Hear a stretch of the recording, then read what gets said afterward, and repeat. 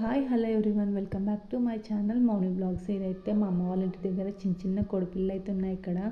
And తర్వాత అయితే మేము మళ్ళీ రిటర్న్ మా రూమ్కి అయితే వచ్చేసినాము. టీ పెట్టుకొని తాగేసిన తర్వాత అయితే ఇంటి నుంచి ఏమైతే తెచ్చినామని చూస్తున్నాను నేను ఇక్కడ.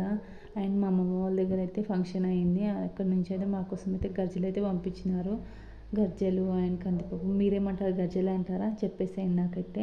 అండ్ కొత్తిమీర, కరివేపాకు కొంచెం ఎక్కువ ఇచ్చింది మా అమ్మ అయితే. అండ్ ఉల్లాకు, కొన్ని ఫ్రూట్స్ అండ్ మెంతికూర అయితే కొంచెం ఉండే, అది తీసుకొచ్చింది మా అమ్మ. టొమాటోస్, కొన్ని వంకాయలు. నైట్కి అయితే చికెన్ చేసుకున్నాం మేమైతే.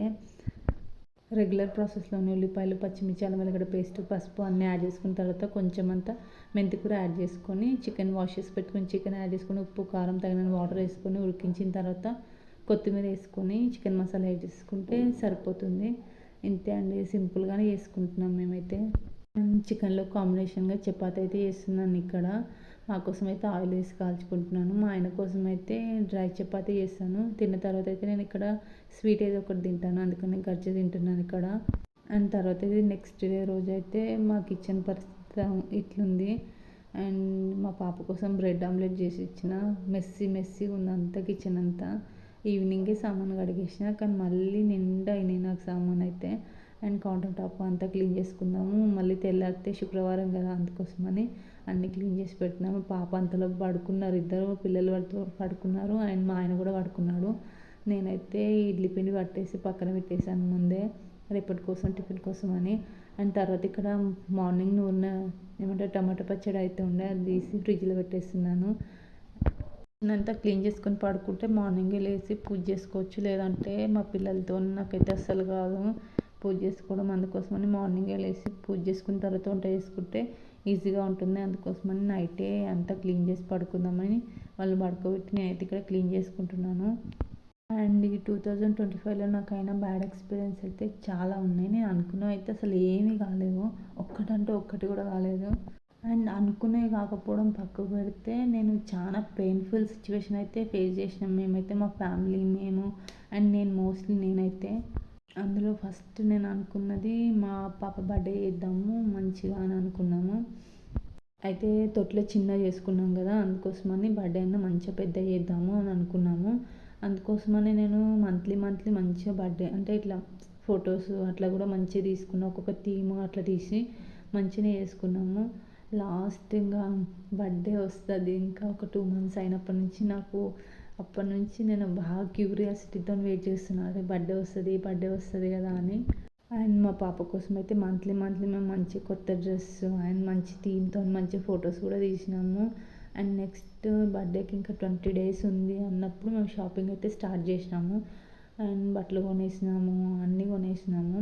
ఫంక్షన్ హాల్ బుకింగ్ కానీ, ఫొటోస్ కానీ, వంటలైనా కానీ అన్నీ చెప్పేసి అన్నీ రెడీగానే పెట్టుకున్నాము. అండ్ మోస్ట్లీ ఇంకొక 7 days ఉన్నాయి ఫంక్షన్కి అన్నప్పుడు మాకు పెద్ద ఏమంటే షాకింగ్ న్యూస్ అయితే తెలిసింది. మా ఆడపడుచు వాళ్ళ హస్బెండ్ అయితే హాస్పిటల్లో ఉన్నారని, మా పెద్ద ఆడపడుచు వాళ్ళ హస్బెండ్. అప్పుడు అనిపించింది, అరే మంచిగా ఉండే కదా, ఏమైంది అని వెళ్ళి చూసి వచ్చినాము. ఐసీయూలో ఉన్నాడని అంటే వెళ్ళి చూసి వచ్చినాక బాగానే ఐసీయూలో ఉండు కదా అనుకున్నాము. అయితే ఇంకా 3 days ఐసీయూలో ఉన్నాడు. ఇంకా 4 days ఏమో ఉంది మా ఫంక్షన్కి.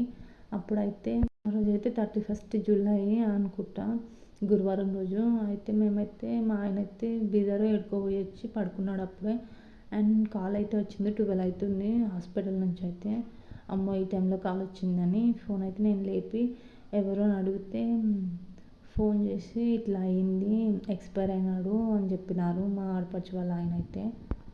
ఆ కాల్ లిఫ్ట్ చేసింది నేనే, నాకే తెలిసింది ఫస్ట్ మా ఆయన కన్నా ముందు. అప్పుడే అనిపించింది నా గుండె మీద ఒక బండ వేసినట్టు అనిపించింది. నేను ఎంత అన్లక్కీ పర్సన్ అంటే అంత అన్లక్కీ పర్సన్, నేను అనుకున్న ఏది కాదు అని ఆ రోజు ఇక క్లియర్ అయింది నాకైతే.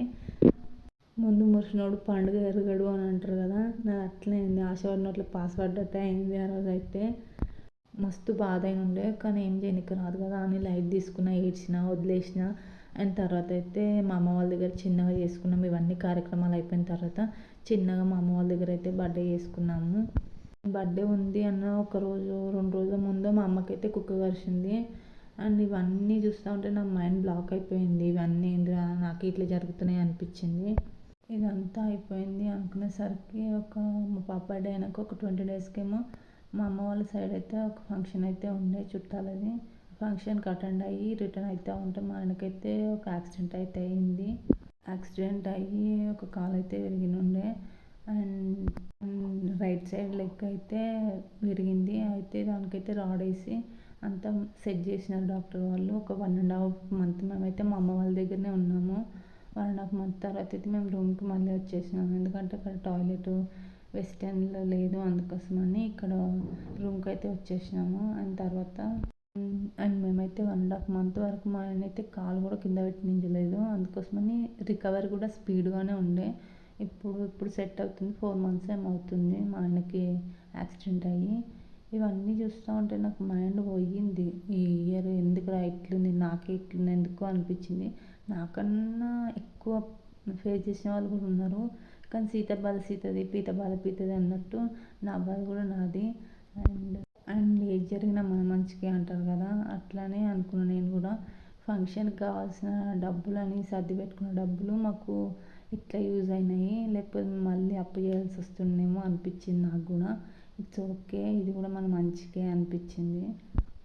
అండ్ ఈ ఇయర్లోనే మా పాపకి చాలా అంటే చాలా మోషన్స్ అయినాయి. ఎన్నంటే అసలు నేను డైపర్ వేయకుంటే ఎప్పుడు ఉంచలేదు మా పాపని, అంతగానో మోషన్స్ అయినాయి. నేను పెట్టేది హెల్తీ ఫుడ్డే, ఉగ్గు తప్ప ఏం పెట్టేది కాదు. కానీ ఎందుకు రీజన్ అనేది అయితే ఏం తెలియలేదు. డాక్టర్స్ కూడా మైల్డ్గా ఇన్ఫెక్షన్ ఉందమ్మా మోషన్లో ఇట్లా చెప్పినారు, కానీ రీజన్ అయితే కరెక్ట్గా ఏం చెప్పలేదు. ఇది మళ్ళీ నాకు కొంచెం ఏమంటారు, కొంచెం చెస్ట్ దగ్గర కొంచెం పెయిన్ వచ్చినట్టు, ఇవన్నీ సిచ్యువేషన్ చూస్తూ ఉంటే అరే ఏంద్రా ఇది ఇయర్ ఎట్లుందిరా, నాకు కూడా ఇట్లనే ఎందుకు అవుతుందిరా, నాకే ఎందుకు అవుతుందిరా అనిపించింది. అండ్ మా ఫ్యామిలీలో మా తాత కూడా కొంచెం సీరియస్ అయిన ఉండే హెల్త్. అండ్ ఇవన్నీ ఇయర్లోనే జరిగినాయి కాబట్టి చాలా భయమైంది. ఎక్కడికైనా పోవాలన్నా, ఎక్కడికన్నా కార్లో బస్సులో పోవాలన్నా కూడా భయమైంది. అండ్ అందుకే నాకైతే ఈ ఇయర్ బాగాలేదు అనిపించింది. మరి మీకేమన్నా అనిపించిందో కూడా చెప్పేసేయండి. అండ్ మధ్యాహ్నం తిన్న తర్వాత అయితే అన్ని అంట్లు తోమేసిన తర్వాత ఈవినింగ్ అయితే మా పాప కోసం అయితే లడ్డు చేసి ఇచ్చాను.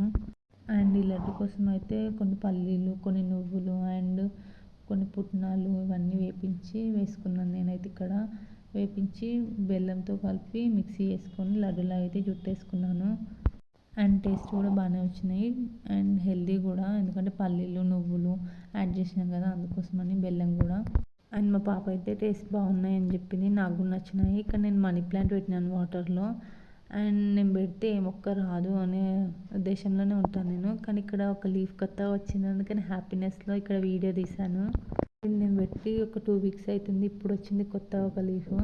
ఇంతే అండి. వీడియో నచ్చితే లైక్ చేసి సబ్స్క్రైబ్ చేసుకోండి. బాయ్ బాయ్ అండి. మరి